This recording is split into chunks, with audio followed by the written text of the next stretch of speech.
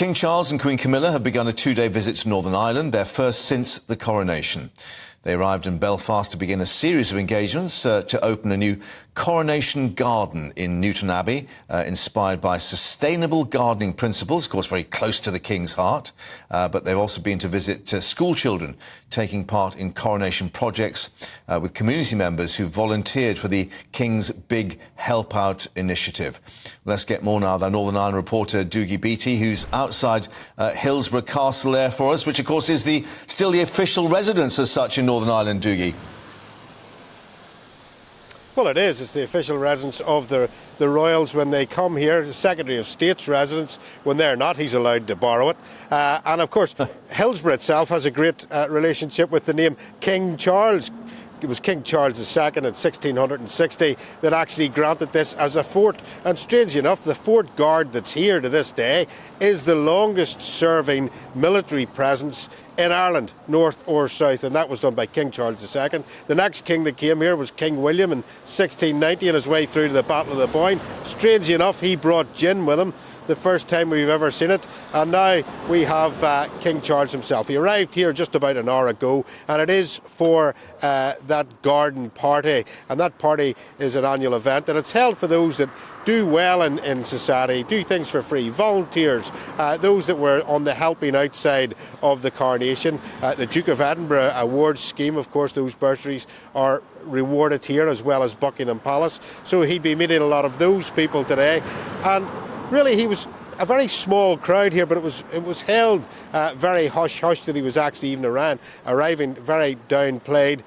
He arrived here, he waved out the window and then met those in the garden party that were going into the garden party behind us. And since then, the royal standard has gone up on top of the castle itself, but we don't expect anything really from this until tomorrow morning, till he starts the second leg of his visit. OK, and talking of gardens, of course, we've just seen the pictures of the Coronation garden they opened earlier. I think, is it Hazelbank Park, where obviously this is the first official sort of remembrance, if you like, of the Coronation and marking that. It's quite a structure there that we're seeing. It is, and it's in around the Antrim area, and it is quite beautiful gardens up in there. That particular place holds a lot of history with Northern Ireland, but it's sustainable garden, and it is something that is very, very close to the monarch's heart.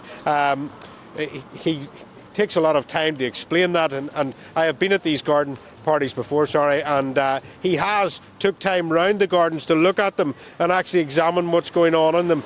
Most people would pass by and not realise half the plants, etc., that are there.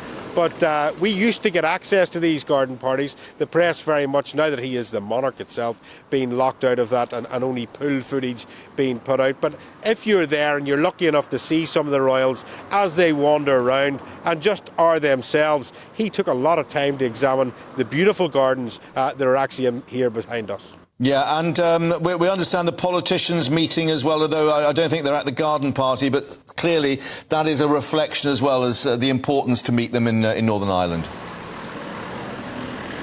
It is, and this comes after that local elections, of course. Yeah. Sinn Féin taking the largest number of seats there, but things are not going to move on very quickly here in Northern Ireland. It would have been a different scenario had the DUP's vote fallen away, but as it is now, Chris Heaton-Harris has a few decisions to make here in Northern Ireland. Should he ignore the consent side of the Good Friday Agreement and go on and try and cobble together some sort of coalition between the Alliance Party and the SDLP and Sinn Féin, or will he try to bring unionists on board? Yeah. It's all for him to do in the next few weeks, but for tonight it's very much about those in Northern Ireland that have volunteered their time and done by the community.